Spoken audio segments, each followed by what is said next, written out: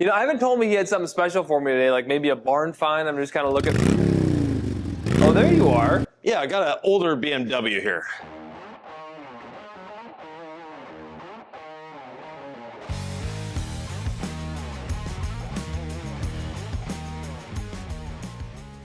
This is the barn find? 1968 BMW. Okay, here we are. I don't know that we've done a lot of bikes on this channel. In fact, I know we haven't. No. We've not done a barn find worthy motorcycle. Right. This is a 1968, last driven in 1978. So we'll put it up on its full stand here, Nick. And Right over our drain, conveniently. Yeah, and I'll need your help here. Okay. So now it's on its full stand, and the front tire does not hold air, but now it's solidly anchored to the ground. We don't have to worry about it as much. We can move this around quite easily. What do you see as we look at this bike? I do not know much about motorcycles. I see decades of being parked in a garage, and that's exactly what this was. Now, the gentleman that brought this to us, and we have pictures, we'll insert them here. We went to see it first because he wasn't sure it could even be cleaned. He said, well, come look at it in my warehouse before I put it on a trailer and bring it here. So Sylvie and I went and looked at it, and we said, oh, bring it on. This will be good. And you can see there's a bit of rust right here. From 1978 to 2024, it sat in a garage with this up against a brick wall. That's why this is rusted. Would this ever run again, or is that not the intention? It will run again. Not today. It hasn't run since 1978. The engine is seized. It's not cranking over. So it needs a lot of work. But I wouldn't want to start working on a bike that looked like this. To do the mechanical restoration, you need to clean it up. So we offered to clean it up. And the plan is for this owner, he wants to start his own bike museum. Right. So eventually there'll be a bike museum somewhere around Omaha. And when that happens, we'll let you know. But this gentleman has 700 motorcycles between perfectly ready to ride and in this state. So Nick? This bike seat was made in West Germany. That tells you how long ago, when there were two Germanys. Right. How cool is that? Yeah. Yeah, this bike is history. I mean, it's history. Yeah. So a 69 RS, or R69S, sorry, that is the model of this bike. And in its day, this was a hot bike. So ready to get it washed, Nick? Well, there's no light up here. There's no light. There's a few parts missing. So do we have to be careful around that? There's not been electricity running through this bike for a very long time, and the gentleman is going to be rewiring everything. Like this handle, the chrome is broken, it's pitted, it needs to be re-chromed. What we're doing is taking this big amount of dirt off of it, maybe a bit of iron remover here and there to help break down the rust. A lot of brushing, a lot of wiping with microfiber towels, and we'll get it nice and at least clean. No, we're not going to restore it today. That's not the point, but we are going to make it clean so when he does start to restore it, it'll be easier for him to do. So where does one begin? Where does one begin? We want to start breaking down this dirt. And the best way of doing that is with a foam cannon. It's time, Ivan, for foam. It's time for foam. Now in the foam cannon, we normally put 1 ounce of Incredible Suds and 32 ounces of water, 30 milliliters and a liter. But today, we're doing it a little differently. I have the 1 ounce of Incredible Suds, like always, but half a liter or 16 ounces of water and half a liter and or 16 ounces of all clean. Oh, so you're doing all clean in the foam cannon. Right. So in the first foaming, we know we have decades of accumulation on here. This isn't just weeks, months, years, it's decades. It was last parked almost 40 years ago, or almost 50 years ago now. It's been a long time. Yeah, almost 50 years ago. So definitely it needs maybe a little more active surfactants here, and that's what we have.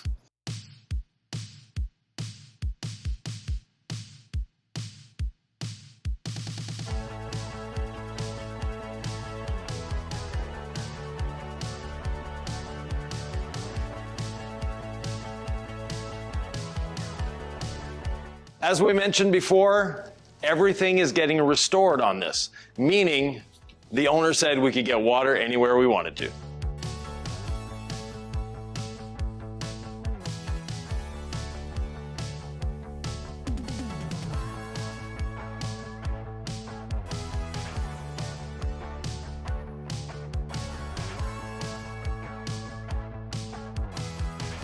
So intensely foamed from every angle. I would give you a 10 out of 10 on the foaming, Ivan. It looks great. Now, Nick, time for the squeegee.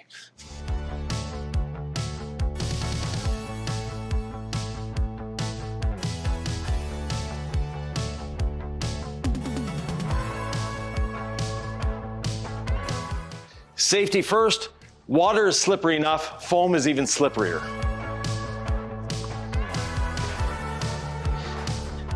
And parking over the drain had a reason. Let's just say that there's a bit of dirt coming off of this. So, old, fragile, sitting for decades. Yeah. Are you using a pressure washer or a hose to rinse? I'm actually using a pressure washer. I'm going to be using a 40-degree tip. That way it's a little wider fan, a little less impact pressure, but at the same time, enough to get into certain areas. Now, there are areas I'll actually be using maybe a turbo nozzle even, and that is on the fins of the engine because they were just filled with crud. But first things first, we'll start with our tip that has the multiple angles. That way, this one we can set to 40 degrees. It's incredible what all clean is taking off of this. You know, the brown falling down. Yeah, and it's just, you know, coming off the pipes, everything. The dirt's being emulsified, it's being broken down. And when I go to rinse it, we might have a clean bike, Nick. We might be done. No, I don't think so. Like always, we rinse from the top down.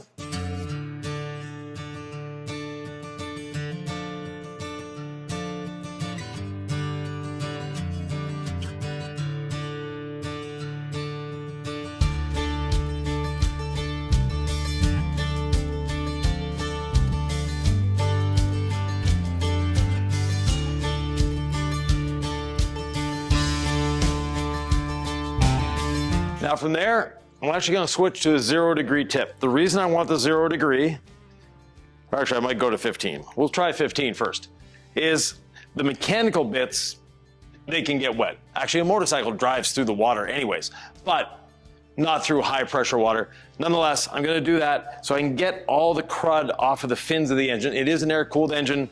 The air needs to circulate over those fins.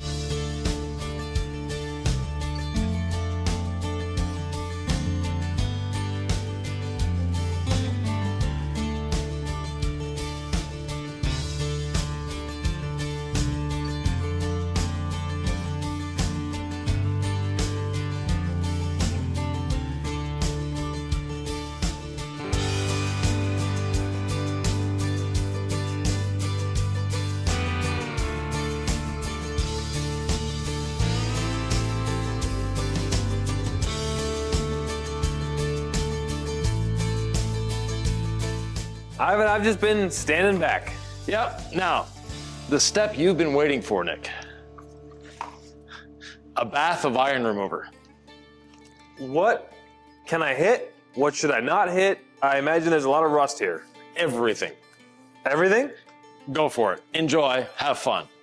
It's about to smell like iron remover in here, and I'm really excited about it. Can I use the whole bottle, Ivan? We're probably going to use more than one. Oh, seriously? Nick is the only person I know that actually likes the smell of iron remover. I don't mind it.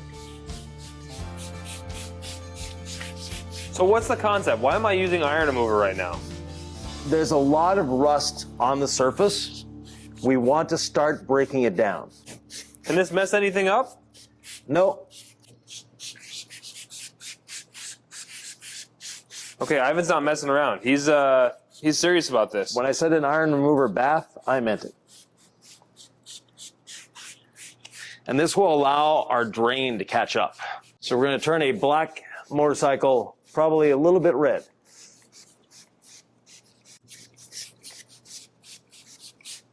I'm the only one you know who likes the smell of iron remover, huh? If you like the smell of iron remover, put it down in the comments. We'll see how many people are with you on this, Nick. I don't hate it. No, actually, the newest version doesn't smell that bad. We've had worse. So I started with about half a bottle. How about you? I was at about 3/4 of a bottle. I'm down to about 1/3 of a bottle. Okay, I'm empty. We're gonna let the iron remover go until it's almost dry. And that way it has the most time to act. And we're probably gonna be adding a little more iron remover soon. But we wanna let this round do all that it can, then rinse it off and start over again. Okay. Yeah. You know, doing a bike like this is something about patience more than anything else. Bikes are not as small of a job as they might appear. No, they're small. Small vehicle, big job. True. And we can see all the red just on the ground. Our drain is starting to catch up. Hey, those pipes on the engine were chrome. We couldn't see that before. These were all black. They're back to silver now. The paint is starting to dry. Time to rinse it off one more time.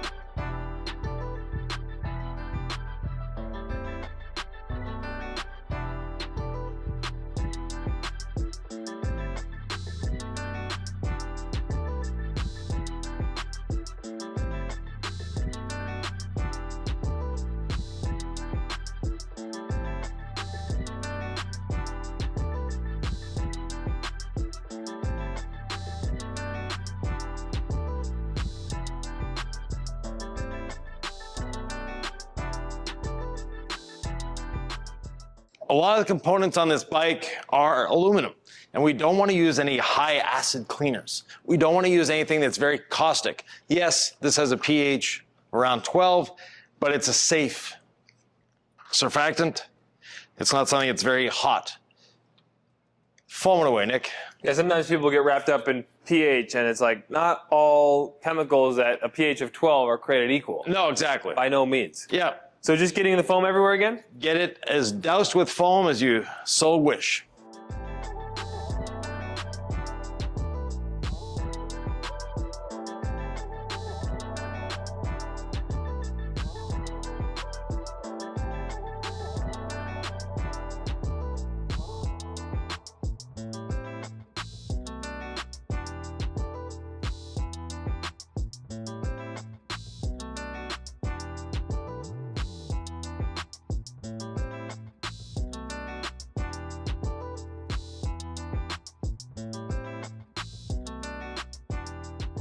How'd I do, Ivan? Very good. Now, a little pass of squeegee first, and then we'll bring the buckets in and start brushing away. Okay. We gotta have foam in the buckets, Ivan. Yes, we do. So with my very little remaining solution, I'm gonna put this in our wheel bucket. Excellent, which for today is our motorcycle bucket. This is our motorcycle bucket. Sometimes it's the wheel bucket, but not today. Our drain is having a bit of difficulty keeping up. So can I do anything wrong, or am I just brushing away? Brush, be methodical, get it done.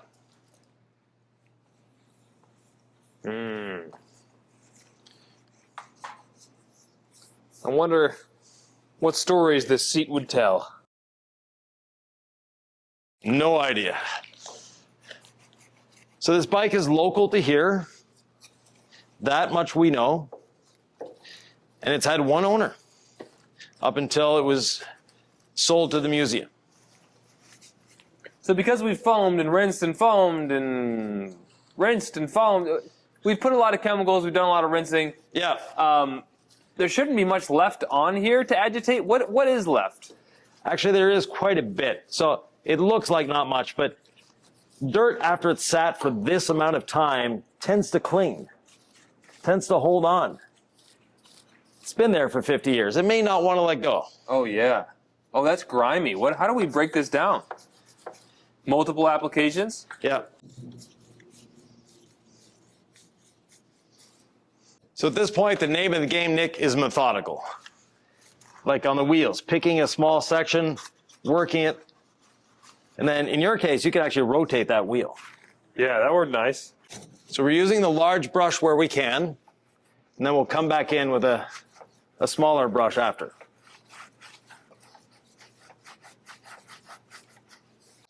The wheel and body brush actually does a good job getting in around these spokes too.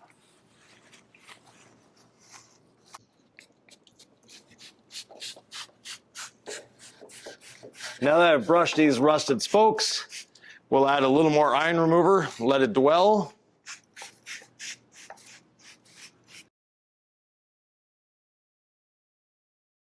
Ivan, I'm not used to all clean and rinsing and agitation.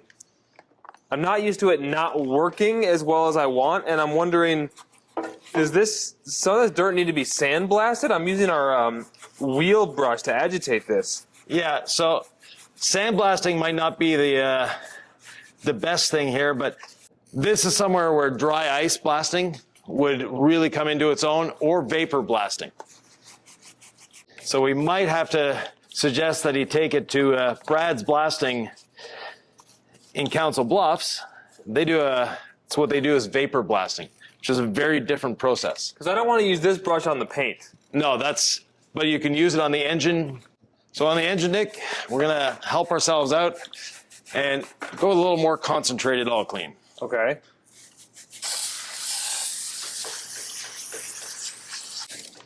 There you go, take it over to your side. Okay.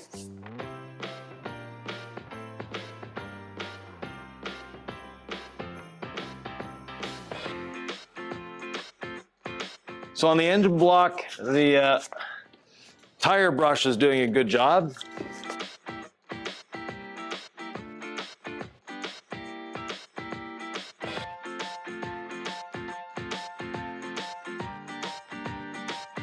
It's a job where steamer might be a good ally as well. Okay.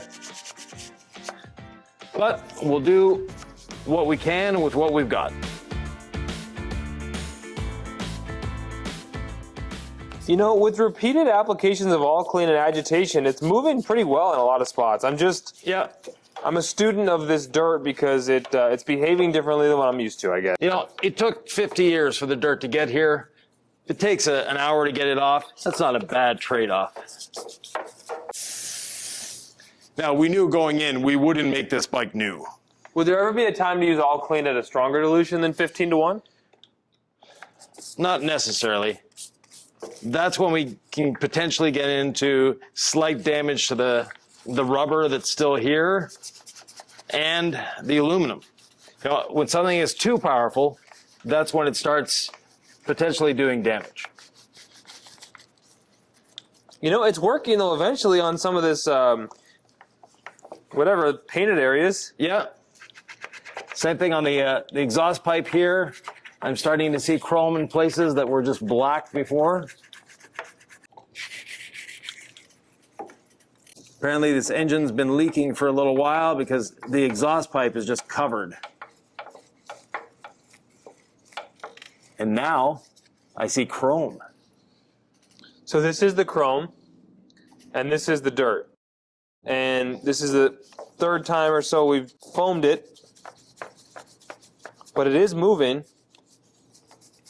Steady as she goes. Yeah, just takes a bit of patience. See that? And look at all that's coming off on my brush. Agitation is such an important part of detailing. It is not just a chemical. It is not just a no agitation wash. Everyone talks about that. Look at the power of agitation. You need more all clean over there, Nick?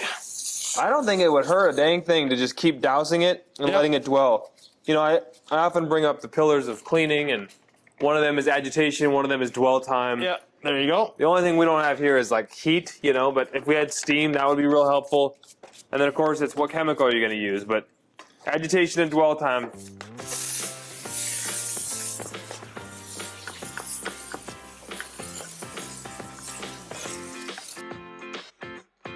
Oh yeah.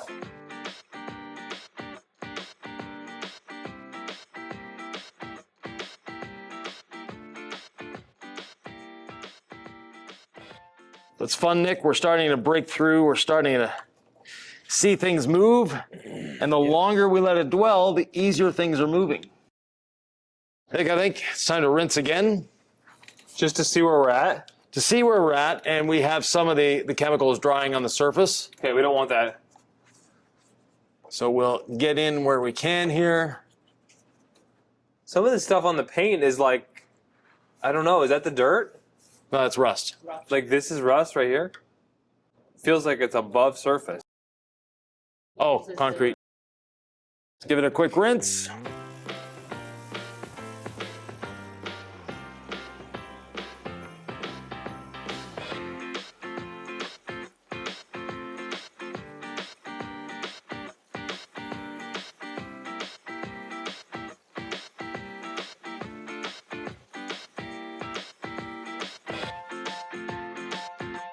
I'm amazed. We can see the chrome on the pipes now. I'm feeling hopeful. Yeah.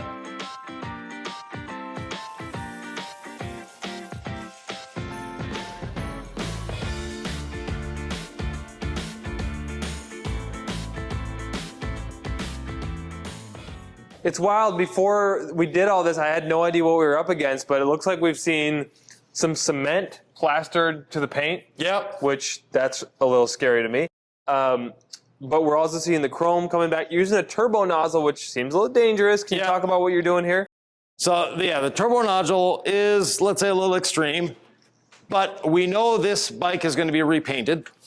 It's not going in the museum like this. We don't have steam. We don't have steam. We don't have dry ice. No, so we have the turbo nozzle. So if we look at the color of the water, Nick, we've taken a bit of dirt off this bike and a bit of rust. Yes, we have. Now we're going to let the drain do its thing. While the drain is doing its thing, Nick, why don't we add a little more iron remover? Convert a little bit more of that rust. The iron remover is not going to do much against this dirt, is it? No, but there's still a lot of rust there, so it's going to start helping to work on that. And then we'll encapsulate it with some foam again to allow it to dwell even longer.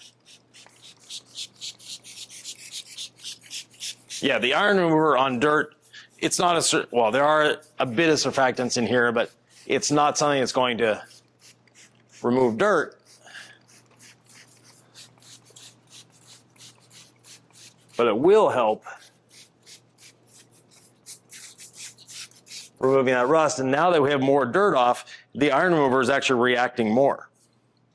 We can see that drum brake there that before it wasn't getting purple at all. Yeah, and now it's reacting because we've taken the dirt off. The iron remover now has access to the rust. Yeah, so now we have a lot more red dripping down from areas because we have that dirt off.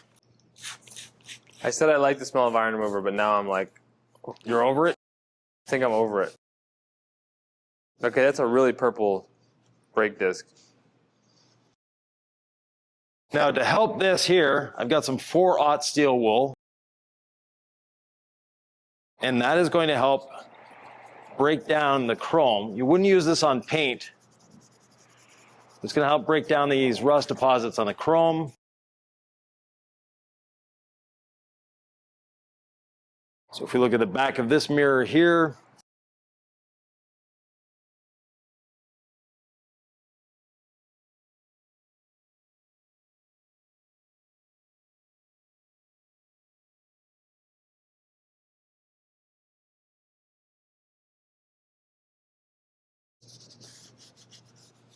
now you wouldn't use this on paint, you wouldn't use this on aluminum, but on some of these chrome parts, we can give them a little bit more agitation. Chrome is very, very solid.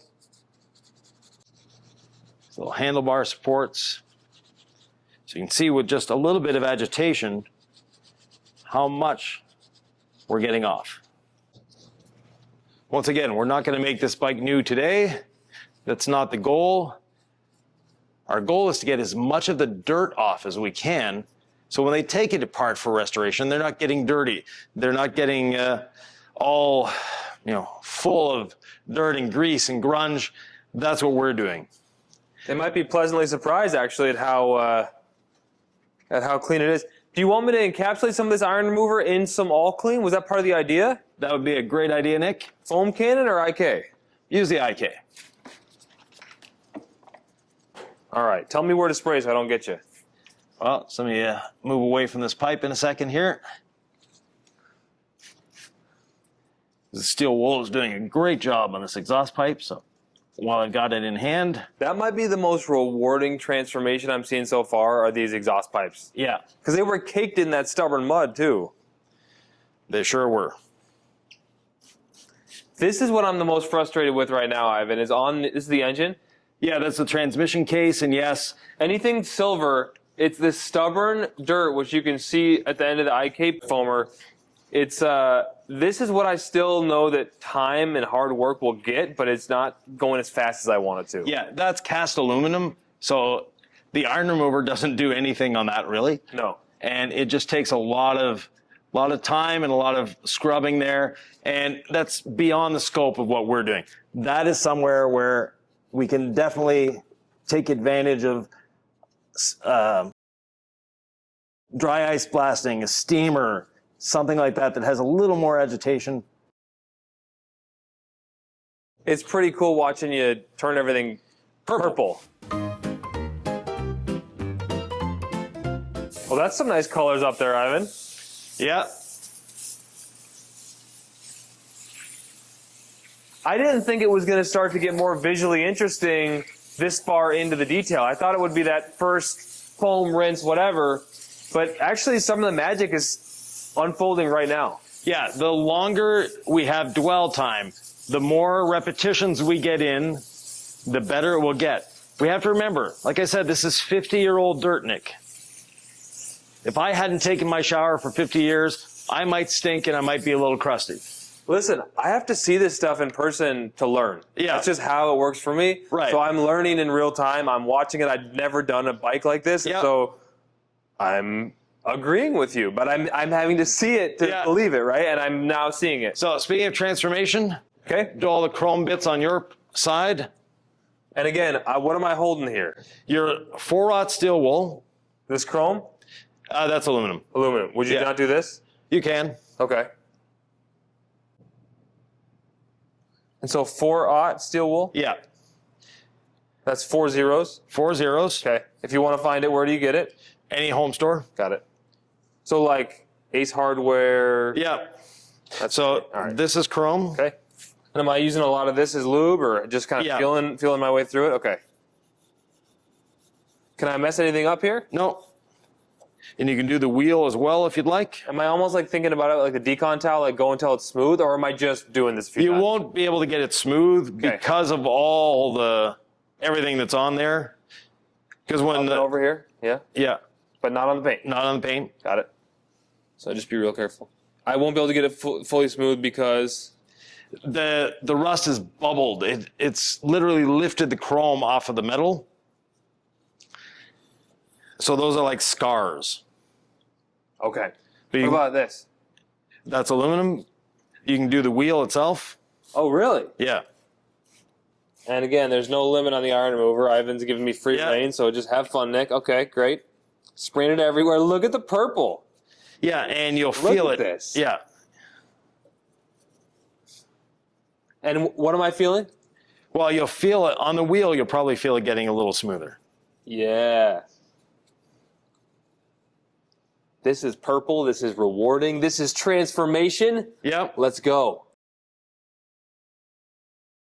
And this is the spokes going there. Yeah. Okay. I didn't, at first I was thinking here, but Yeah. now I see this. And the spokes, if you want to, you can do them with the steel wool too. Oh, I could see how this just becomes an endless rabbit hole. Yeah. Is it a bike or is it just a barn find? Like, what is it about? this? Is it just a bicycle? Or would it be like this on a car too? Yeah. So the crash bar. What's the crash bar? This? Yeah, that's the crash bar. The chrome bar that wraps around the exhaust. Yeah. And I suppose if I had questions about what kind of metal was on a bike like this, I could spend 5 minutes on the internet, right? Yeah. I mean, I'm just trying to think of a person at home, because if I have confusions around which metal is what, someone out there, maybe it's just one person, but that's okay. Oh, I could feel that come free. That was like... Yeah, on the exhaust? Well, I went down here a little bit, and I think I went right through dirt. Yeah. But it was just right here, so I think it was the same kind of metal. But I want to do that on more spaces. Like right here. Yeah. So I can go down here as well. Yeah. Oh, that's going to be so rewarding. So I don't know if you can see it. You see how dirty this is? It's coming off on my glove. It's ready to come off. So I'm going to try to remove that with this steel wool. Oh, yeah. That's so good. Look at that. That's going to rinse right off.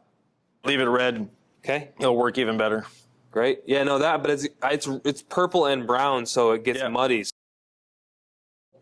That's going to come right off. Let me get you another piece of steel wool. Oh, it's cleaning so well. I'm very impressed with the steel wool, Ivan. It's been the most rewarding part of this whole detail. Because it actually feels like we're grabbing the stuff that doesn't want to move. Right, on the chrome, definitely. Now, we wouldn't want to do that on the paint, and we wouldn't want to do it on the aluminum, but on the chrome, definitely. So there's a big improvement I'm seeing. So all the way to the end of the exhaust pipe? Yep. Okay. All right, let's try to do this. This already looked clean. Oh my gosh.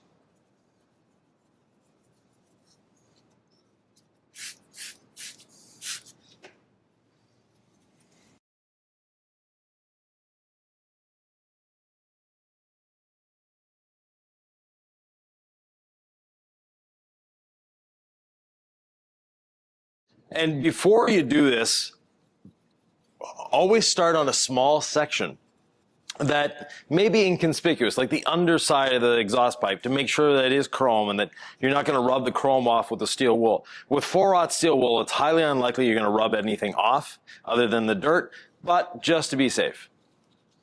But it almost feels like I'm deconning the paint, because there's been a couple things that I've gone over a few times, and then I'm watching them go. And then there's other things that don't want to move, like could be concrete here. So I'm just letting you know what I'm seeing in real time, but overall from 5 feet away, the transformation is real. And then we don't use this on the engine. No.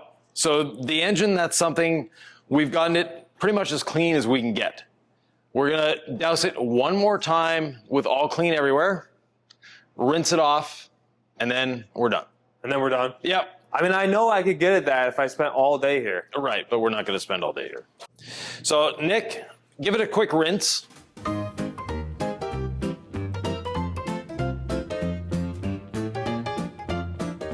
I feel like I don't want to give up on this. Nick, before we go any further, we're actually going to move the bike forward a little bit because our drain is not keeping up today.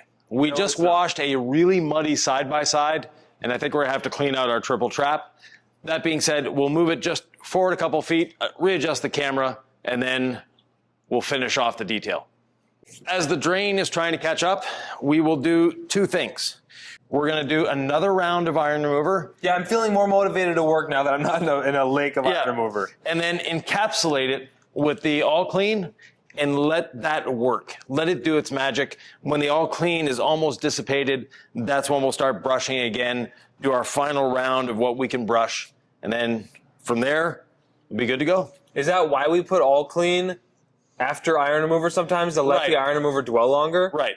I was wondering what the reason was. Okay, all right, that makes sense. So, bottle of iron remover, and we can see the iron remover is still working. That exhaust pipe on this side is purple.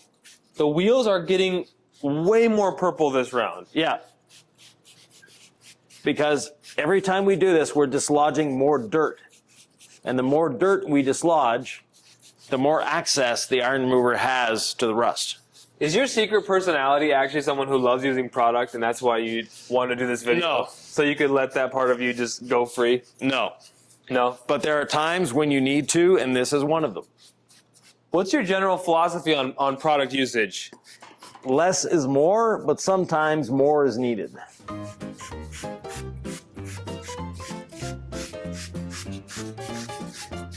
I feel like detailing is pretty easy. Yep. It just requires a lot of patience and hard work. But sometimes things get technical and do require experience. And I don't mean easy. I mean, it's very difficult, but it's not rocket science, right? To become No. a good detailer. But what I'm saying is experience helps. Yeah. YouTube is great, and then you just have to get the reps in so you learn 40 plus years of knowledge like you have. Right. Because Ivan knows this stuff because he's been there and done that. How did you learn about this kind of behavior on metal and what we can do and can't do? Through doing it and through experience. Did you get a lot of motorcycles in your shop? Not very many, but we did restore a lot of older cars, and the techniques are pretty much the same. Chrome is chrome, aluminum is aluminum, paint is paint. It's just in different shapes. Yeah, we can see coming off the tank now, these rust bubbles are very much bleeding down. If we look on the ground, we can see all the iron remover bleeding down. Now encapsulated again, Nick. You've got the foamer right behind you. Get it covered in foam again, Nick.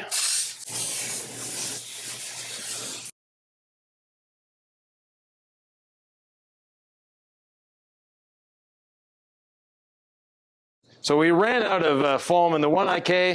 Let's try this a new IK Foam Pro 2. Not quite as foamy, but Well, back here it looks gorgeous, though. yeah. It's like a creamsicle. It's like a work of art. Just this section, I think, is really stunning. Now, while that's working, Nick, we can get back at it with the brushes, and we've added one other thing to our arsenal. Ivan handed me 2 plastic razor blades. Why? Those really thick accumulations on the transmission, on the engine case, we might be able to break them loose with this. Okay. Any technique I should know about, or just go for it? Go for it. It's plastic, it's softer than the aluminum, there's no paint involved. This is possible, Ivan. It's just going to be slow and steady. Yeah. So I can't mess anything up with this? No. Yeah, so it's lifting off. Now, in my shop, we use brass scrapers for this. But we don't have any here. What's a brass scraper? It's a scraper made out of brass. Okay. The brass is softer than any other metal, or almost any other metal. It's working pretty good for me over here. Yeah. See that? So up here, I know it's in the shadow, but that's what it used to look like, and I'm making really good progress. So, yeah, I mean, I'm seeing it. I'm just trying to clear a section. Take a brush here and, Yep. oh my gosh. Okay, look at what that's done. So this was the before, this is the after. It's let's try this area right here. It's just kind of finding the right technique for the right angle you're at. And by dislodging most of it with the razor blade, the remaining will come off with the pressure washer nozzle. You're just sort of starting the movement. So like here, the plastic razor blade is doing a good job of lifting this dirt off. And when we go to pressure wash this, we'll have much better success. Nick, time for the final rinse. Yes, it is, Ivan. What are we going to see? We're going to see a bike that's a lot cleaner than it was when it came here. Is it perfect? No. We haven't restored it. We've cleaned it to make the restoration easier.